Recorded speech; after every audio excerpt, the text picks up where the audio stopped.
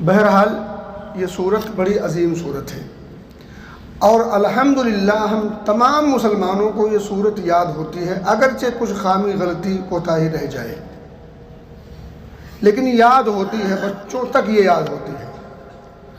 کاش اس کا معنی اور مفہوم بھی ہمارے ذہن و دماغ میں ہوتا۔ سورہ فاتحہ کا معنی اور مفہوم اور اس کی ہلکی سی تفسیر جس مسلمان کے ذہن و دماغ میں رچ بس جائے وہ گنہگار تو ہو سکتا ہے مگر بدعقیدہ نہیں ہو سکتا۔ سورہ فاتحہ اگر سمجھ میں آ جائے تو توحید ہی پر وہ گامزن رہے گا، شرک سے اسے نفرت ہوگی، عداوت ہوگی،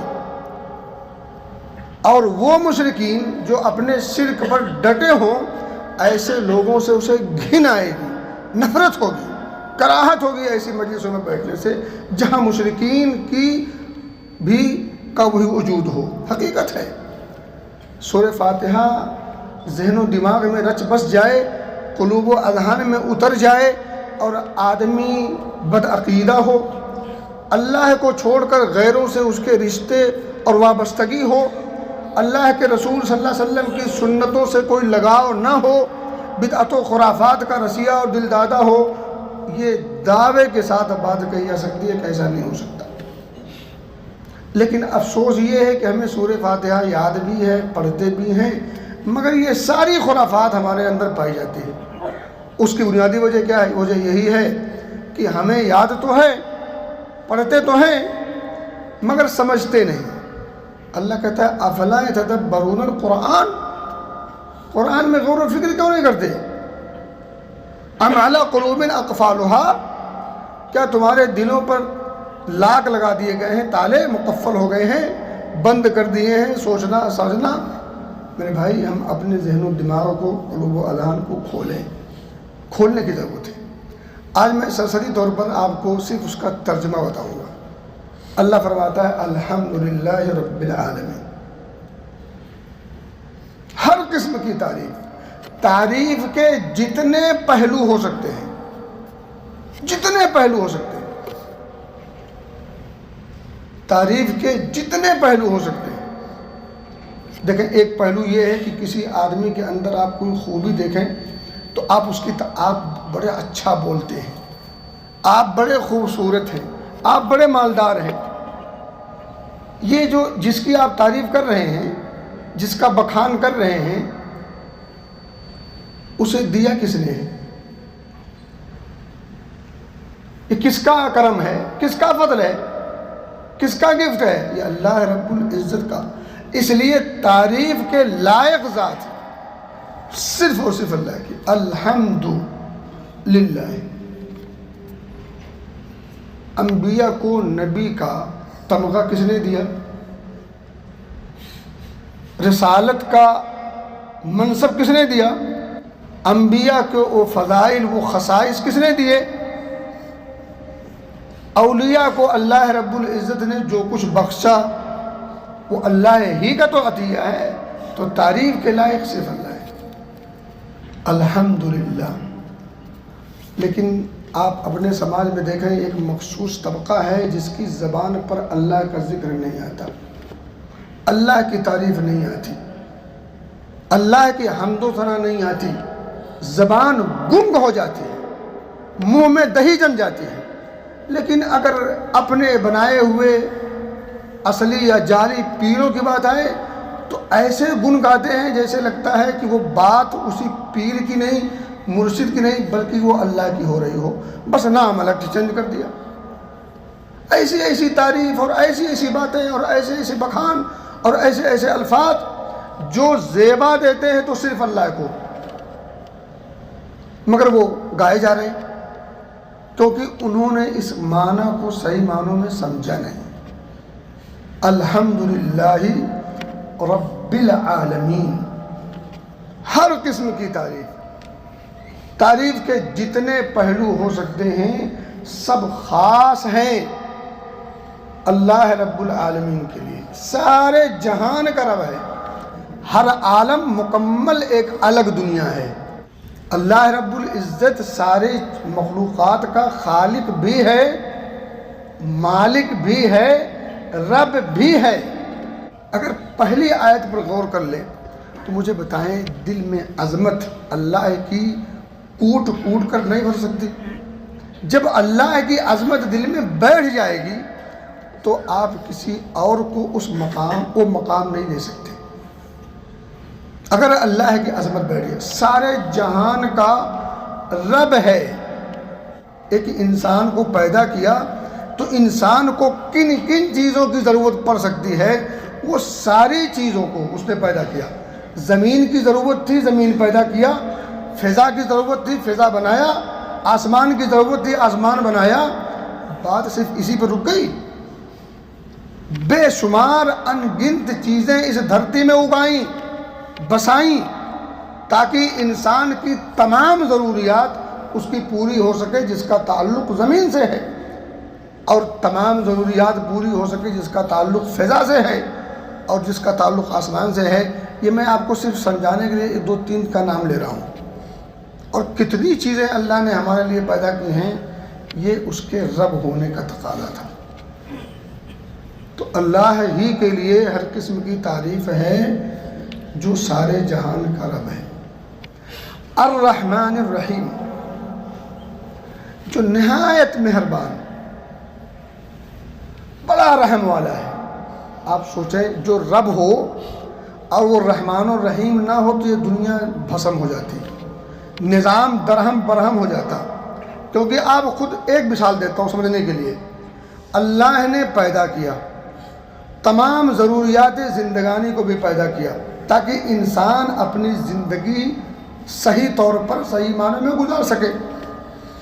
اب اتنی نعمتوں کے نچھاور کرنے کے بعد کچھ لوگ مومن ہیں اور اکثر کافر ہیں، اور مومنوں میں کتنے مٹر گشتی کرنے والے ہیں اور کتنی بدماشیاں کرنے والے ہیں اور کتنا اللہ کی باتوں کو ماننے والے ہیں، وہ بھی آپ جانتے ہیں۔ اب اتنی نعمتیں نچھاور کرنے کے بعد اور بندوں کا جو وتیرہ ہے، جو طریقہ ہے اور زندگی گزارنے کا ان کا جو اپنا الگ جو اسٹائل ہے، اس کو اگر دیکھیں تو اس دھرتی کو باقی رکھنے کی ضرورت ہے یا دھسا دینے کی ضرورت ہے، بھسم کر دینے کی ضرورت ہے۔ کھا کر ڈکار لیتا ہے اور اسے الحمدللہ کہنے کا وقت نہیں ملتا۔ اب آپ بتائیں اس کے وجود کی ضرورت ہے؟ لیکن وہ الرحمن الرحیم ہے۔ تو رحمان الرحیم یہ تقاضا کرتا ہے کہ ان کی بدماشیوں مٹر گشتیوں کے باوجود ان پر رحم و کرم کیا جائے۔ چلو آج نہیں تو کل، کل نہیں تو پرسوں، دیری سے صحیح، پتہ نہیں کب کس کی آنکھ کھل جائے۔ اور جو لوگ اللہ رب العزت کی اطاعت و عبادت میں لگے ہیں، تھوڑا موڑا ہی صحیح، تو کم سے کم ان کو ان کی حوصلہ افزائی بھی ہو سکے۔ تو الرحمن الرحیم، نہایت مہربان، بڑا رحیم ہے، اور اس کی رحمت کا اور اس کی مہربانی کا اندازہ کوئی نہیں کر سکتا، کوئی کر نہیں سکتا۔ اور آپ دیکھیں رحمت اور مہربانی کی ایک جھلک آپ جانتے ہیں، ماں اور باپ، بالخصوص ماں اپنے اولاد پر کتنا رحیم ہوتی ہے۔ ماں کی ممتا مشہور ہے، لیکن آپ سوچیں کہ ماں کے پاس جو رحم کا جو درجہ ہے وہ کتنا ہے،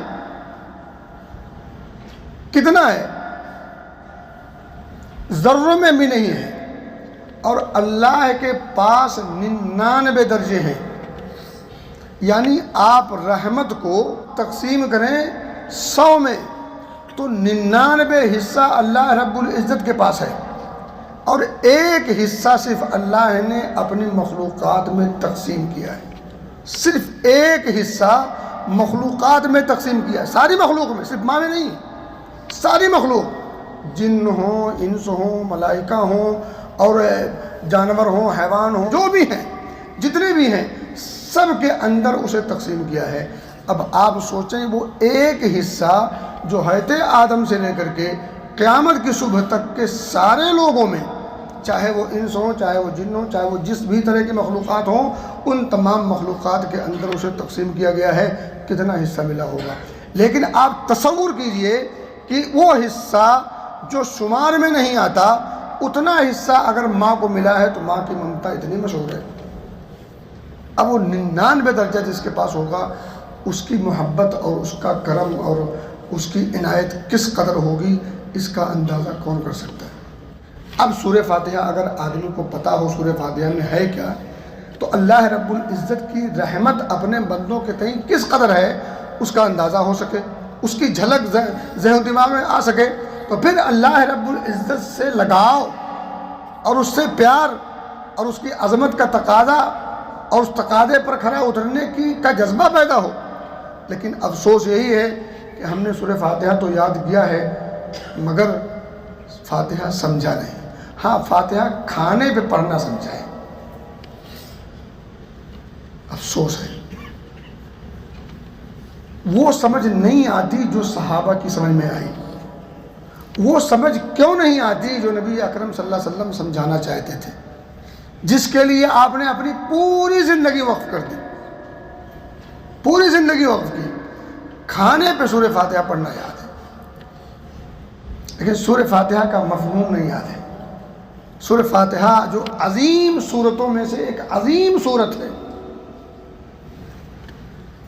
اور اس کی عظمت کا تقاضا اور اس کے تعلق سے ہمیں فکر نہیں۔ مالک یوم الدین، اللہ جزا کے دن کا مالک ہے، جزا اور سزا کے دن کا، سادہ لفظوں میں کہیں قیامت کے دن کا، قیامت کے دن کا وہ مالک ہے۔ اب یہ آیت اگر سمجھی ہوتی عوام نے تو عوام بلا وجہ دامن پکڑ کر مچل جانے والی اداؤں میں نہیں گمسم ہوتی۔ یہ آیت اگر سمجھ میں آ جائے اور اللہ کا خوف ہو تو کوئی عالم یہ نہیں کہہ سکتا کہ تم جو چاہو سو کرو، خواجہ تو ہے ہی ہے، پیر تو ہے ہی، مرشد تو ہے ہی، آپ کو ہاتھ پکڑ کر کے جنت کے راستہ دکھا کر کے جنت میں داخل کر دیں گے۔ اللہ کا خوف ہو تو عام انسان بھی یہ بات نہیں کہہ سکتا۔ اگر کوئی کہتا ہے کہ ہم سے رشتہ جوڑ لو، فلاں پیر سے رشتہ جوڑ لو، فلاں مرشد سے رشتہ جوڑ لو، وہ کتنا بڑا کیوں نہ ہو، وہ پیرانے پیر کے لقب سے ملقب ہو، جبکہ یہ ڈھکوسلا ہے، سراسر جہالت ہے، بدعقیدگی کی اس سے بڑی مثال نہیں ہو سکتی اسلام کا نام لینے کے ساتھ۔ اگر کوئی شخص ایسی بات کہتا ہے، سورہ فاتحہ کھول کر کے اس کے سامنے رکھ دو اور اسے کہو ذرا اس کو پڑھ، سمجھ، پھر سمجھا ہمیں۔ مالک یوم الدین، قیامت کے دن کا وہ مالک ہے، کیا وہ مکمل مالک نہیں ہے؟ وہ فیصلہ کرنے پر قدرت نہیں رکھتا؟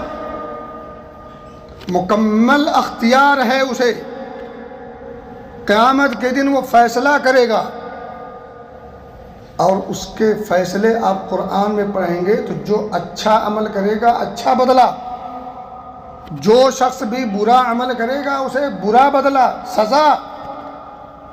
فَمَن يَعْمَلْ مِثْقَالَ ذَرَّةٍ خَيْرًا يَرَهُ، یہ نہیں پڑھتے؟ وہ منحوس نہیں پڑھتا جو ایسی بدعقیدگی کی دعوت دیتا؟ وَمَن يَعْمَلْ مِثْقَالَ ذَرَّةٍ خَيْرًا يَرَهُ، کیا فائدہ بھائی؟ اگر دامن پکڑ کر مچل جائیں گے اور دامن پکڑ کر کے راستے مل جائیں گے تو آپ کو توحید کی پرواہ کیوں؟ آپ کو سنت پر عمل پیرا ہونے کی ضرورت کیوں؟ آپ کو ان تمام تکلفات کی ضرورت کیوں؟ جو چاہو سو کرو، دامن سے پکڑ کو مچل جانا، کام کرے نہ کرے دونوں برابر، یہ کون سا انصاف ہے؟ یہ کون سا عدل ہے؟ یہ کون سی تھیوری بھائی؟ کہاں یہ انصاف چلتا ہے؟ کہاں یہ قانون چلتا ہے؟ کہیں نہیں یہ قانون چلتا۔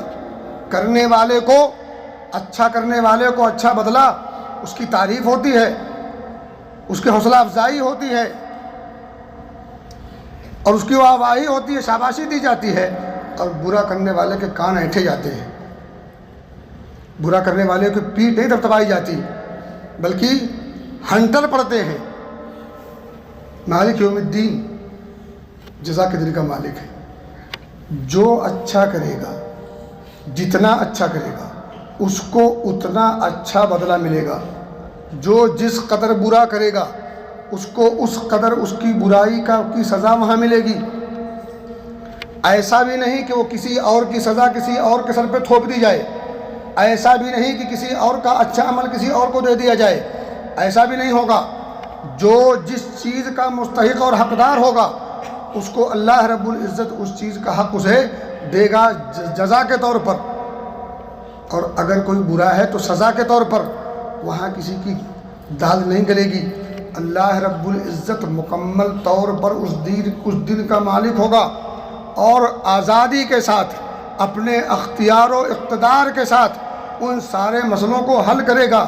جو جس چیز کا مستحق ہوگا اسے وہ چیز عطا کی جائے گی. باتیں بہت ساری ہیں. خلاصہ کلام صفتیں سمجھیے کہ اللہ رب العزت قیامت کے دن کا مالک ہے اور وہ اپنے اس عمل میں مکمل طور پر با اختیار ہے اور اس کی نگاہوں اور نظروں سے کوئی چیز اوجھل نہیں ہے. کوئی چیز اوجھل نہیں ہے. اور حساب و کتاب کرنا اس کے لیے نہایت آسان ہے. چٹکیوں کا کھیل ہے. وَكَفَى بِاللَّهِ يَسِيرًا. ساری چیزیں اس کے لیے آسان ہیں. آپ جانتے ہیں وہ کہتا ہے کن فیکون. ادھر ہو جا کی صدا آتی ہے, ادھر وہ چیز تیار ہوتی ہے. وہ حساب کتاب لے گا تو کیا وہ کسی کے ساتھ ناانصافی کرے گا؟ ہرگز نہیں. تو انسانوں کا خالق کیا وہ ظلم کرے گا؟ وہ ظلم کرے گا. وَمَا رَبُّكَ بِظَلَّامٍ لِّلْعَبِيدِ. بندوں پر اللہ رب العزت ظلم ذرہ برابر بھی نہیں کرے گا. یعنی ظلم کا نشان تک نہیں ہوگا. انصاف ہی انصاف. اور آخری بات جان لیجئے, قیامت کا دن ہے ہی انصاف کے لیے. قیامت کا دن ہے ہی انصاف کے لیے. اگر قیامت کا دن نہ ہوتا تو انسان اس دھرتی پر کتنا کچھ ظلم زیادتی کرتا آپ تصور نہیں کر سکتے. یہ اللہ کا خوف ہے, قیامت کے دن کا ڈر ہے کہ انسان اپنے آپ کو ظلم زیادتی سے بچاتا ہے, برائی سے بچاتا ہے اور اسی طرح سے حقوق مارنے سے بچتا اور بچاتا ہے, کیونکہ اسے ڈر ہے اس بات کا کہ ایک دن رب کے سامنے حاضری ہوگی, حساب و کتاب ہوگا, عدل سے کام لیا جائے گا اور وہاں نا انصافی کرنے کی کوئی شکل نہیں بچے گی. وہاں گھوس گھاس کی کوئی گنجائش ہرگز نہیں ہوگی. تو یہ دامن پکڑ کر مچل جائیں گے. اس ڈھکوسلے سے بچیں. دامن پکڑ کر مچلنا ہے تو پھر اہدنا الصراط المستقیم. اور اسی کی تفسیر نبی محترم فرماتے ہیں ما انا علیہ و اصحابی. یہ دامن پکڑو, اس دامن کو پکڑ لو تو اللہ کی قسم کھا کے یہ بات کہی جا سکتی ہے کہ یقیناً یہ دامن آپ کو جنت ہی لے جا کر کے پہنچائے گا. لیکن یہ جو ڈھکوسلے جو ہمارے ملکوں میں پائے جاتے ہیں بالخصوص, یہ سب بدعقیدگی کی واضح مثال ہیں. اور اسی طرح سے لوگوں کو بے عملی کی راہ پر گامزن کرنے کے لیے یہ چور دروازہ ہے. یہ نوٹ کر لیجئے. جملے سخت لگتے رہیں, لیکن ان جملوں پر ایک بار ضرور غور کیجئے. تکیے پہ سر رکھیے اور سر رکھ کر کے ایک بار اللہ سے دعا کر کے ان جملوں پر غور کیجئے کہ مولا اہدنا الصراط المستقیم. آگے جملہ پہ آئیں گی. اللہ ہمیں سمجھ کی توفیق دے اور ان کہی گئی باتوں پر اللہ تعالیٰ ہمیں غور و فکر کرنے کی توفیق دے اور ساتھ ہی ساتھ ان آیات کے تقاضوں پر کھرا اترنے کی